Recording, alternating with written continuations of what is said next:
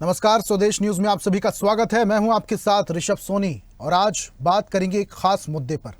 वो खास मुद्दा है विदेश से हो रहे फंड की। छत्तीसगढ़ विधानसभा के बजट सत्र का आज 13वां दिन था, जिसमें धर्मांतरण के मुद्दे को लेकर जमकर हंगामा देखने को मिला। बीजेपी वरिष्ठ विधायक अजय चंद्राकर द्वारा विदेशी फंडिंग से धर्मांतरण मामले में ध्यानाकर्षण लाया गया। मुद्दे पर सत्ता पक्ष और विपक्ष ने गृह मंत्री विजय शर्मा को घेरते हुए तीखे सवाल करते हुए प्रदेश भर में हो रहे धर्मांतरण को लेकर गहरी चिंता जताई है। छत्तीसगढ़ की राजनीति में वर्षों से धर्मांतरण के मुद्दे पर सियासत होती आई है। सरकारें बदल गईं, लेकिन समस्या जस की तस है। सदन में विधायक अजय चंद्राकर ने एनजीओ के जरिए मतांतरण किए जाने का मामला सदन में उठाया। ध्यानाकर्षण के जरिए उन्होंने मामला उठाया था। उन्होंने कहा कि जशपुर जिले में सबसे ज्यादा मतांतरण के मामले सामने आए हैं। विदेशी फंडिंग से इनकार नहीं किया जा सकता। मिशनरियों से जुड़े शैक्षणिक संस्थानों को करोड़ों का अनुदान आता है, लेकिन इसकी ऑडिट नहीं कराई जाती। राज्य में मतांतरण और धर्म परिवर्तन के मामले बढ़ते जा रहे हैं, जिस पर गृह मंत्री विजय शर्मा ने इस पर जवाब देते हुए कहा कि इस मुद्दे को गंभीरता से लिया जाएगा और संबंधित शिकायतों के आधार पर उचित कार्रवाई भी होगी। उन्होंने प्रदेश में जल्द ही धर्मांतरण को रोकने के लिए एक नया कानून बनाने की घोषणा की है। गृह मंत्री ने कहा, यह नया कानून देश के सर्वश्रेष्ठ प्रावधानों के साथ लागू किया जाएगा। इसके अतिरिक्त प्रदेश में 153 संस्थाएं विदेशी फंडिंग पर चल रही हैं और इन संस्थाओं को 200 से 300 करोड़ रुपए का फंड राज्य से भी मिलता है। इन सभी पर कड़ी नजर रखने की बात उन्होंने कही। लेकिन बड़ा सवाल यह है कि केंद्र और राज्य में बीजेपी की सरकार होने के बावजूद कार्रवाई के बजाय इस पर सिर्फ बयानबाजी और सियासत ही आखिर क्यों? आखिर कब तक लगाम लगेगी?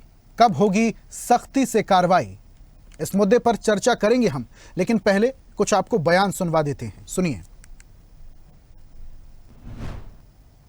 माननीय मुख्यमंत्री जी का बयान था पिछले महीने, आप लोगों ने ही छापा था कि विदेशी फंडिंग का उपयोग मतांतरण के लिए हो रहा है।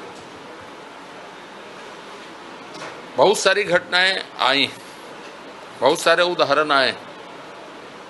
मैं सोचता हूं बस्तर से जशपुर से ज़्यादा चिंताजनक हालात आजकल इस विषय में बस्तर संभाग के, जहाँ जहाँ डेमोग्राफी बदलती है वहाँ वहाँ स्थिति खराब होती है।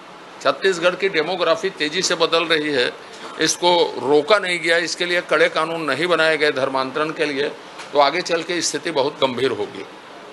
ध्यानाकर्षण आज इसी विषय पर था। दो तरह से संस्थाओं को राशि दी जाती है। एक तो जो संस्थाएं वो हैं जो विदेश से आर्थिक सहयोग प्राप्त करते हैं। तो छत्तीसगढ़ में ऐसी 364 संस्थाएं थीं जिनको विदेशी फंडिंग मिलता था। उसमें से 84 संस्थाओं को कैंसिल किया गया है केंद्र सरकार के माध्यम से, और ये FCRA के अंतर्गत पंजीकृत संस्थाएं हैं, और 127 संस्थाएं जो स्वयं ही समाप्त हो गई प्रॉपर ये नहीं कर पाने के कारण। और इस तरह से 153 कुल संस्थाएं आज छत्तीसगढ़ में हैं जिनको विदेशी सहायता प्राप्त हो रही है, और ये संस्थाएं विभिन्न कार्यों में अभी लगी हुई है। विगत वर्षों से और इस वर्ष में जो धर्मांतरण के संदर्भित कार्यवाहियां हैं, तो 2024 में 12 कार्यवाहियां पुलिस के माध्यम से की गई, और उससे पहले 23 में निरंक थी, 22 में 3 थी, और उससे पहले एक आध कार्यवाही थी।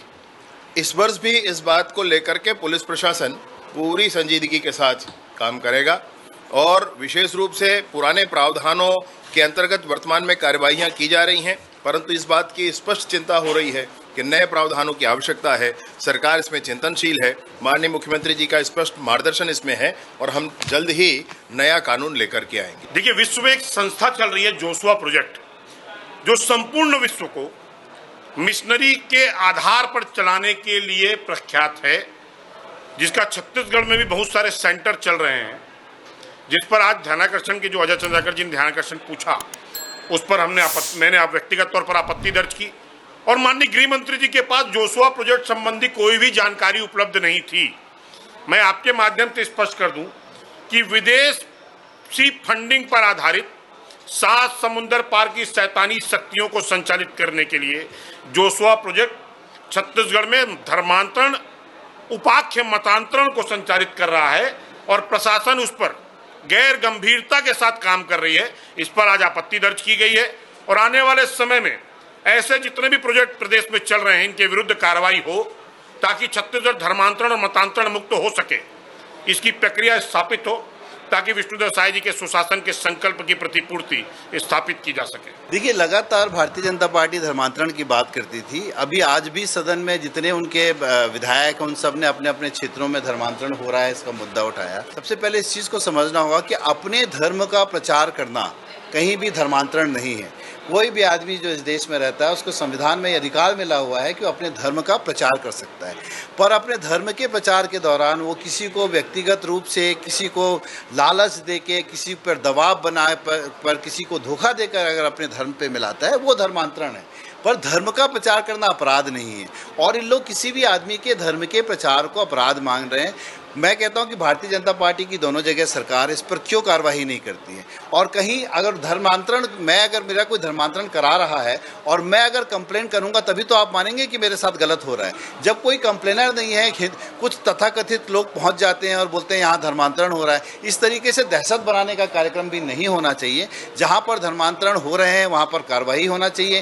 केवल माहौल बना देने के लिए, किसी एक धर्म विशेष को डराने के लिए काम नहीं होना चाहिए कि आप कोई आदमी अपने धर्म का प्रचार कर रहा है, अपने कहीं पर रामायण हो रही है, कहीं भागवत हो रहा है, कहीं सत्संग हो रहा है, कहीं पर मुस्लिम समाज का तकरीर हो रही है, तो वो तकरीर करने का हर आदमी को अधिकार है। पर वहाँ जाकर कोई और धर्म के लोग जाकर अगर दबाव बनाए, डर बनाए, वो डर नहीं होना चाहिए। और अगर कानून है तो भारतीय जनता पार्टी की डबल इंजन की सरकार उस पर तत्काल कार्रवाई करे। माननीय मुख्यमंत्री जी का बयान था पिछले महीने, धर्मांतरण को लेकर अब सियासी बयानबाजी हो रही है, लेकिन ये सियासी बयानबाजी कोई आज की नहीं है। इससे पहले भी छत्तीसगढ़ में धर्मांतरण को लेकर कई बार मुद्दे उठाए जा चुके हैं, चाहे सत्ता पक्ष हो या विपक्ष। इस बार विधानसभा में धर्मांतरण का मुद्दा गूंजा तो सियासी गलियारे में हलचल मच गई। बीजेपी और कांग्रेस आमने सामने हो गए। ज्यादा चर्चा करेंगे, हमारे साथ कुछ मेहमान जुड़ रहे हैं। बीजेपी से प्रवक्ता हमारे साथ जुड़ रहे हैं राजकुमार राठी जी, बहुत बहुत स्वागत करता हूं आपका। और कांग्रेस प्रवक्ता सत्यप्रकाश सिंह जी हमारे साथ जुड़ रहे हैं। सर, आपका भी बहुत बहुत स्वागत। और सबसे पहला सवाल आपसे ही करूंगा मैं। कांग्रेस कह रही है कि जो धर्मांतरण है उस पर सरकार काबू पाने में नाकाम साबित हो रही है। एक तरफ आपके ही नेता अटल श्रीवास्तव ये कह रहे हैं कि अगर कोई स्वेच्छा से धर्म परिवर्तित करता है या फिर अपने धर्म को लेकर कोई अनुष्ठान या पूजा पाठ करता है तो वो धर्मांतरण नहीं है, लेकिन साफ किसी को बहकाकर और किसी को लालच देकर अगर उसका धर्म परिवर्तित किया जाए तो ये तो धर्मांतरण का मुद्दा बड़ा है। देखिए ऋषभ जी, तो अटल जी ने जो बात की, देखिए सबसे ज्यादा बोलो संविधान क्या कहता है। संविधान कहता है कि अगर आप अपनी स्वेच्छा से किसी धर्म में जाते हैं, किसी धर्म को अपनाते हैं, किसी धर्म के अगर आप विचारों से प्रभावित होते हैं तो संविधान हक देता है कि आप उस धर्म में जा सकते हैं अगर आपकी स्वेच्छा से जा रहे हैं। हाँ, अगर कोई प्रलोभन दे रहा है, कोई किसी तरह का प्रलोभन हो, चाहे जैसा हम देखते हैं दूर अंचलों में, बस्तर क्षेत्रों में बात करूँ तो स्वास्थ्य के नाम पर हो, शिक्षा के नाम पर हो, रोजगार के नाम पर हो, इस तरह से प्रलोभन देकर धर्मांतरित किया जाता है, उस तरह का अगर होता है, मतलब जबरिया धर्मांतर जिसको बोला जाता है, उस तरह का होता है तो वो बहुत बड़ा अपराध है। इस पे सरकारों को काम करना चाहिए। देखिए, अगर मैं यहाँ 1.5 साल से लगभग सरकार हो गई बीजेपी की, जब चुनाव थे, विधान चुनाव, तब इन्होंने कहा था कि भाई हमारे पास खाका तैयार है, 60 दिन के अंदर कानून बना देंगे। कानून अभी तक नहीं बना है। और इन चुनाव के प्रचार के दौरान भी आपको याद होगा किस तरह से कुछ क्षेत्रों में इन्होंने कुछ क्षेत्रों के नाम लिए थे कि उस जिले में धर्मांतरण हो रहा है, उस जिले में धर्मांतरण हो रहा है, हमारी सरकार पर जितने लोगों को गिरफ्तार करेंगे, जेल भेजेंगे। इनकी 1.5 साल की सरकार होने जा रही है। कितने लोगों की गिरफ्तारी हुई है बताइए, कितने लोगों की कार्रवाई हुई है बता दीजिए। इसलिए बोले कि सिर्फ चुनावी जुमला था। सर, 364 संस्थानें थी जिन्हें विदेश से फंडिंग होती थी, 84 बंद कर दी और 127 करीब है जिनकी वैधता समाप्त कर दी गई है। तो इस ओर सरकार काम तो कर रही है, हालांकि कानून बनाने की बात पहले कही गई थी। ऋषभ देखिए, और उस पर अभी मैं और बता रहा हूँ। देखिए, अगर एनजीओ कोई एनजीओ फॉरेन से अगर पैसे लेता है तो वो एफसीआरए के अंडर में आएगा। और हर एनजीओ को ये एकदम कानून के तहत है, हर एनजीओ का हर साल अपना वार्षिक ऑडिट करवाना है, उसको अपलोड करना है वेबसाइट पे, एफसीआरए के अंदर रजिस्टर्ड करना है। ये एफसीआरए किसके अंदर आएगा? केंद्र सरकार के अंदर आएगा। पहली बात। अभी जैसे मैंने सुना आपकी टीवी पे कि भाई किस तरह से विजय शर्मा जी ने बोला केंद्र सरकार के सहयोग से वो रद्द हुए। अब मैं उस पर अगर आपने मुद्दा छेड़ा है तो मैं आपको बता दूं। देखिए, 2013 से पहले जब हमारी सरकार थी, 2010 में हमने कानून में संशोधन किया जो 1976 का कानून था कि हर 5 साल में एनजीओ को अपना जो लाइसेंस मिलता है उसको रिन्यू कराना पड़ेगा। ये हमने 2010 में ये संशोधन किया था। उसी के तहत हमने, मैं आपको बताऊंगा, हमारी जब सरकार थी, यूपीए की सरकार थी, उसमें लगभग एफसीआरए के अंडर में, चाहे वो एनजीओ हो, चाहे व्यक्ति हो या कंपनियां हो, 50,000 से ज्यादा के लगभग रजिस्टर्ड थे, जिसमें 20,600 हमने रद्द किए थे, क्योंकि ये कानून आया था कि हर 5 साल में आपको रिन्यू कराना है।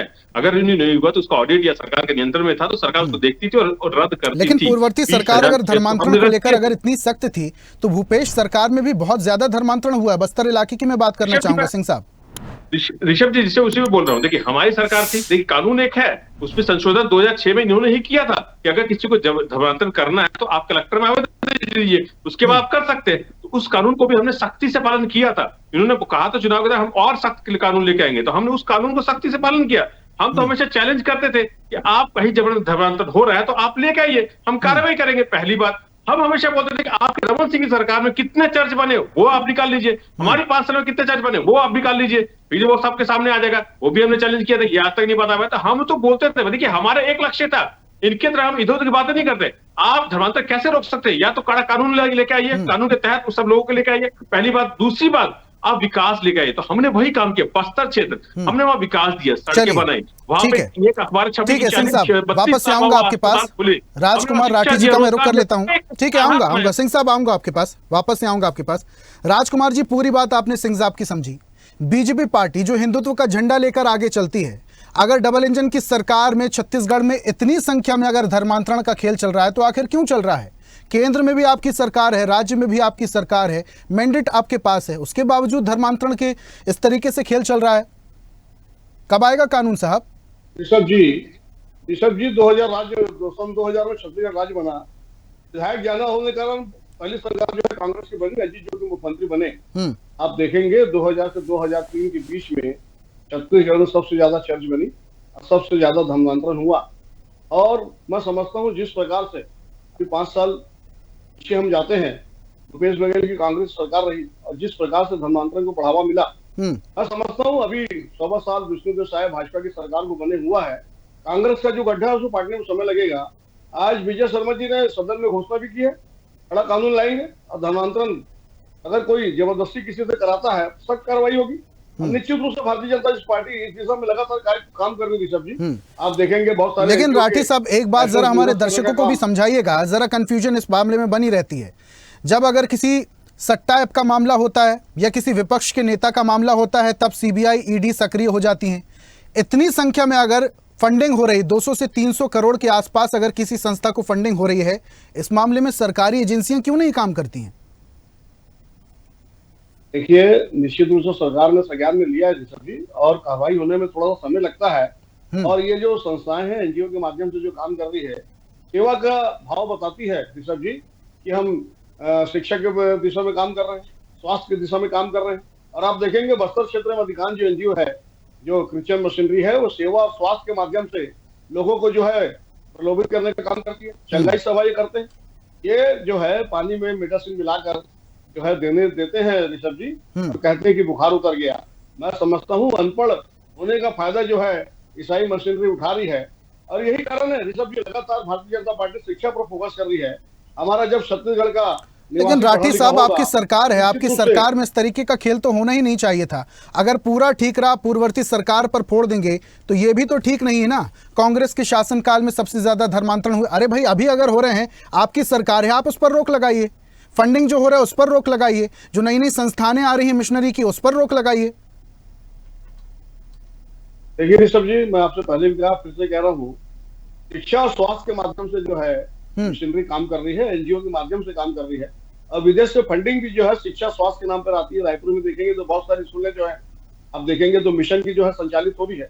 मैं स्कूलों का नाम देना नहीं चाहता, रायपुर में बहुत सारी स्कूलें हैं और ये माना जाता है कि लीडिंग स्कूल है, वहाँ का एजुकेशन अच्छा है, बहुत बड़े अधिकारी के बच्चे भी वहाँ पर पढ़ते हैं। ठीक है, तो ऋषभ जी ये इस प्रकार से जो है सेवा के माध्यम से, क्या शिक्षा की बात करूं, क्या स्वास्थ्य। लेकिन राठी साहब, अगर लूप होल सरकार को समझ में आ रहा है, राठी साहब अगर लूप होल सरकार को समझ में आ रहा है, लूप होल अगर अधिकारियों को समझ में आ रहा है, तो उस पर एक्शन होना चाहिए।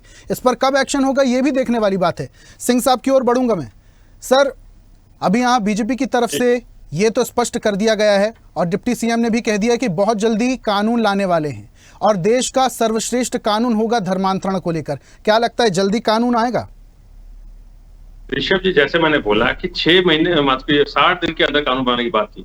सुप्रीम कोर्ट, आप भी इतने बड़े तेज पत्रकार है, आप तो वहां सुप्रीम कोर्ट ने कितनी बार बोला है? मेरे को लग रहा है 3 बार तो उन्होंने टिप्पणी की सुप्रीम कोर्ट ने केंद्र सरकार को, आप कानून लेके आइए, देश भर में कानून लेके आइए। तो केंद्र सरकार की 11वां साल चल रहा है, कब कानून लेके आएंगे? तो ये कानून कब लेके आएंगे सोते रहेंगे, सुप्रीम कोर्ट का डंडा पड़ता रहेगा, कोई फर्क नहीं पड़ता है। एक बात। दूसरी बात देखिए, अभी एक और चीज मैं बोलूंगा, ये यहाँ की मैं बात कर रहा हूँ, यहाँ पे इनकी सरकार को 1.5 साल हो गया, फिर भी पूर्ववर्ती सरकार, अरे हम तो तब भी चैलेंज करते थे, आप लेके आइए, और अभी भी हमारे भरोसे सरकार चल रही है। ये तो हम मानते हैं कि केंद्र की सरकार भी नेहरू जी के नाम पे चल रही है, गांधी जी के नाम पे, और यहाँ पे भूपेश बघेल जी के नाम पे चल रही है। भाई साहब 1.5 साल की आपकी सरकार हो गई है।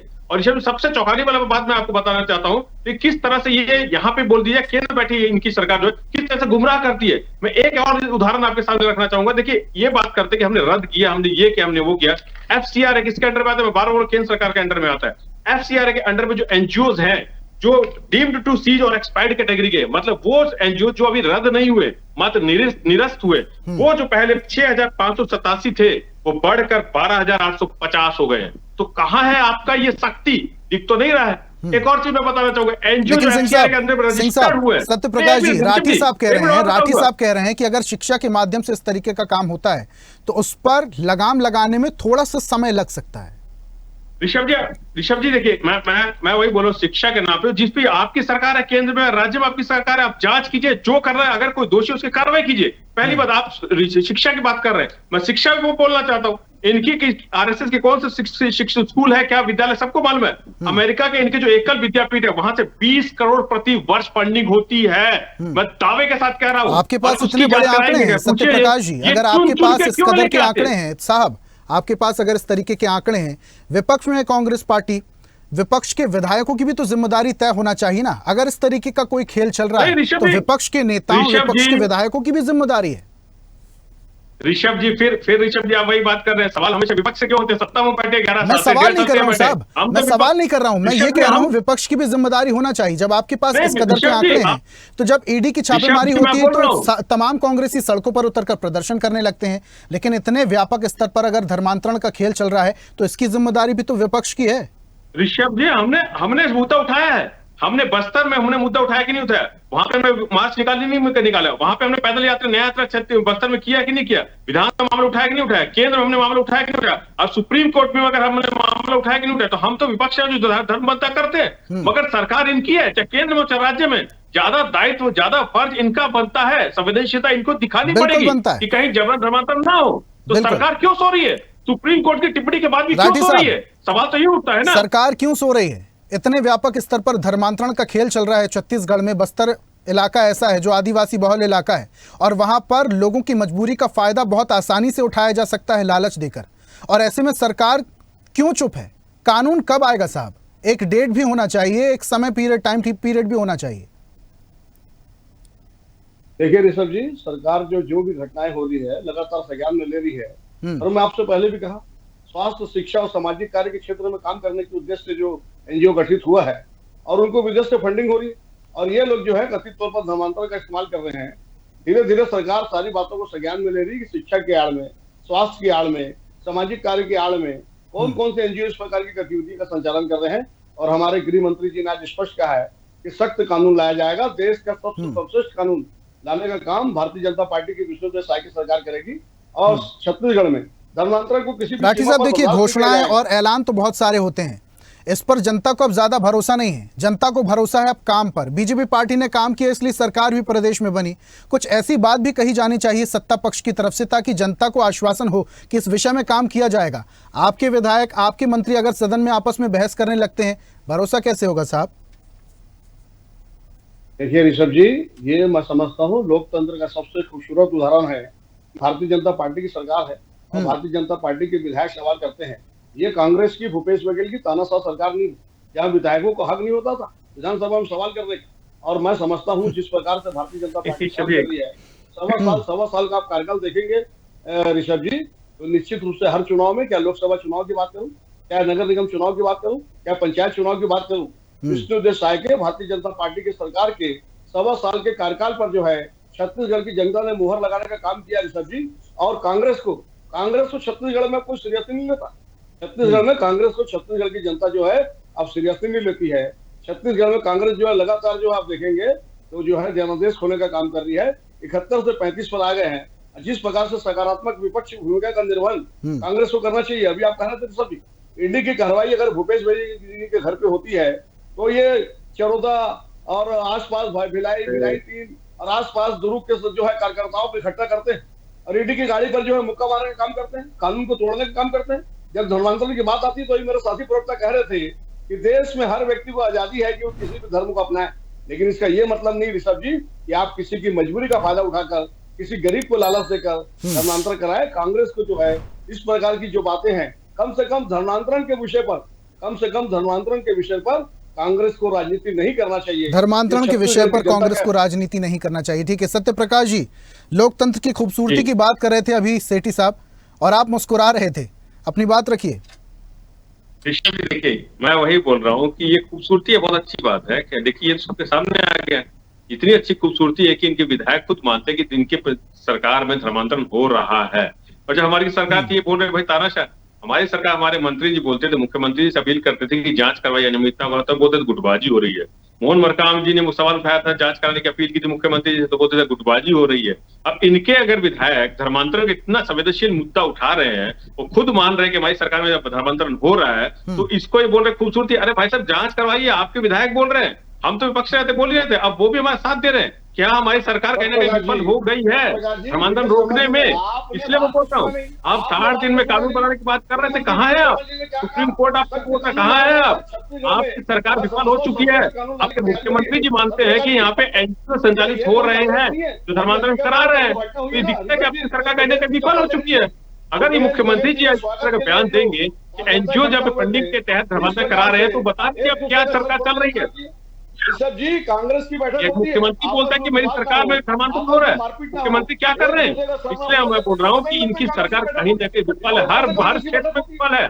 न रोजगार दे पा रही है, न यहाँ पे माहौल सुरक्षा का दे पा रही महिलाओं को, ना यहाँ पे एनजीओ का फंडिंग अगर वैसे तरीके से उसको रोक पा रही है, ना धर्मांतरण को रोक पा रही है। तो ये बस्तर में जो लाल खून हो गया, जमीनें जो लाल कर दी, उसको नहीं रोक पा रही है। तो सरकार कर क्या रही है? मुख्यमंत्री जी सिर्फ और सिर्फ हमारी सरकार पे, कांग्रेस पे सिर्फ और सिर्फ दोषारोपण करने से बच नहीं सकते। आपको कार्रवाई करनी पड़ेगी, सख्त कानून आपको लेके आना पड़ेगा। आपके विधायक की हमारे साथ बात ही कर रहे हैं, ये मैं आपको बता देता हूँ। डिप्टी सीएम ने तो कह दिया है ना कि ऐसा कानून लेके आएंगे जो पूरे देश में सर्वश्रेष्ठ होगा धर्मांतरण को लेकर। राठी साहब क्या कहेंगे? समय निर्धारित था, घोषणा पत्र में कहा भी गया था, समय भी निर्धारित किया गया था, लेकिन उसके बावजूद धर्मांतरण को लेकर कानून नहीं बना। इस कांग्रेस की सरकार में ऋषभ जी 5000 से ज्यादा किसानों ने आत्महत्या की। जो छत्तीसगढ़ का किसान, मैं समझता हूँ अन्नदाता किसान, हम तो कहते हैं जो किसान का नहीं वो हिंदुस्तान का नहीं, उस किसानों ने छत्तीसगढ़ में सबसे ज्यादा आत्महत्या की, तो वो कांग्रेस के भूपेश भाई के कार्यकाल में की। अरे अभी हो के साथ जो है कर रहे हैं, आग लगा रहे हैं, फांसी पे लटक रहे हैं। कांग्रेस के छत्तीसगढ़ में महतारी के साथ बलात्कार की घटना छोटी घटना है, जो हमारी माँ के साथ, बहन के साथ, बेटियों के साथ बलात्कार की घटना को छोटी घटना बताता है। मैं समझता हूँ कांग्रेस का इससे बड़ा दुर्भाग्य नहीं हो सकता। और छत्तीसगढ़ की जनता ने सरकार में एनसीआर में बता सही जगह दिखाने का काम किया। 35 हो गया, ये महिलाओं के साथ बलात्कार की घटना को छोटी घटना महिलाओं का किस प्रकार। चलिए ठीक है राठी साहब, समय बता दीजिए कब ये धर्मांतरण को लेकर कानून बन जाएगा, सरकार कब बना देगी कानून, एक समय बता दीजिए राठी साहब। शराब के नाम पर 2000 करोड़ का घोटाला करने का काम किया। ठीक है, आज धर्मांतरण की बात कर रहे हैं साहब आप। राठी साहब सरकार की तरफ से समय स्पष्ट बता दीजिए। छलावा करने का काम किया। राठी साहब एक समय भी बता दीजिए, मोटा माटी समय बता दीजिए कब तक ये धर्मांतरण को लेकर कानून बन जाएगा। देखिए आज ही विधानसभा में गृह मंत्री विजय शर्मा जी ने घोषणा की है, सख्त कानून बनेगा, सर्वश्रेष्ठ कानून बनेगा, देश से सबसे अच्छा कानून जो है भारतीय जनता पार्टी की विष्णु के साय की सरकार लाएगी। मैं समझता हूँ कांग्रेस को। चलिए ठीक है सिंह साहब जल्दी से 20 मिनट में अपनी बात रखिएगा। अभी भी समय स्पष्ट नहीं है, राठी जी की तरफ से अभी भी समय स्पष्ट नहीं है। सिंह साहब 20 सेकंड में अपनी बात रखिएगा जल्दी से। हमको कोई दिक्कत नहीं है, हम समर्थन करेंगे, सख्त कानून लेके आए, ऐसा कानून लेके आए जहां कहीं ना कहीं जबरन धर्मांतरण रुके, हम भी इनके साथ रहेंगे, इसमें कोई दो राय नहीं है। मगर जिस तरह से मैं बोला कि जनता क्या विपक्ष है, हम तो भरोसा करें, जनता भी भरोसा नहीं करती ना। जैसे मैंने बोला 60 दिन के अंदर है, सुप्रीम कोर्ट बोल रहा, तो आप कर क्या रहे हैं? आपके विधायक बोल रहे हैं कि धर्मांतरण हो रहा है, तो आप कर क्या रहे हैं? आपके लिए कितने लोगों पे कार्रवाई की? जिस जिस जिले पे आप नाम लेते थे, कितने लोगों पे कार्रवाई की? कितने लोगों को आपने अंदर किया, ये बता दीजिए आप। कितने लोग आपने जेल भेजा है, कितने लोग आप कोर्ट तक लेके गए, ये बता दीजिए आप 1.5 साल में सिर्फ और सिर्फ झुंझुना दिए, चाहे युवाओं को हो, चाहे यहाँ पे आदिवासियों को हो, चाहे महिलाओं को हो, और अब ये नया धर्मांतरण। ठीक है सिंह साहब, राठी साहब, धर्मांतरण को लेकर ये पहला मामला नहीं है, इससे पहले भी कई बार ऐसे मामले होते रहे, चर्चाएं होती रही हैं, लेकिन इसका असर क्या होगा, इसका उत्तर जनता को कब मिलेगा, ये देखने वाली बात होगी। बहुत बहुत शुक्रिया हमारे साथ जुड़ने के लिए सत्य प्रकाश जी, राजकुमार जी, दोनों मेहमानों का जुड़ने के लिए और अपने तर्क रखने के लिए, चर्चा में शामिल होने के लिए बहुत बहुत शुक्रिया। आज हम बात कर रहे थे विदेशों से हो रही फंडिंग की, क्योंकि इस फंडिंग के दम पर छत्तीसगढ़ में धर्मांतरण का खेल लंबे वक्त से चला आ रहा है। भोले भाले लोगों को, आदिवासी लोगों को, गरीबों को उनका धर्मांतरण कराया जा रहा है, उनका धर्म बदलाया जा रहा है। सरकार कह रही है कि सबसे सख्त कानून हम लेकर आएंगे, लेकिन ये कानून कब आएगा ये देखने वाली बात है और ये बड़ा सवाल बना हुआ है। इस सवाल का जवाब छत्तीसगढ़ की जनता को कब मिलेगा, ये आने वाला वक्त बताएगा। आज की खास पेशकश में मेरे साथ फिलहाल इतना ही। तमाम अपडेट्स के लिए बने रहिए स्वदेश न्यूज के साथ। सबसे पहले देश। ताजा खबरों के लिए लाइक, फॉलो और YouTube पर सब्सक्राइब कर बेल आइकन दबाएं। साथ ही ताजा अपडेट्स के लिए स्वदेशलाइव.com पर विजिट करें।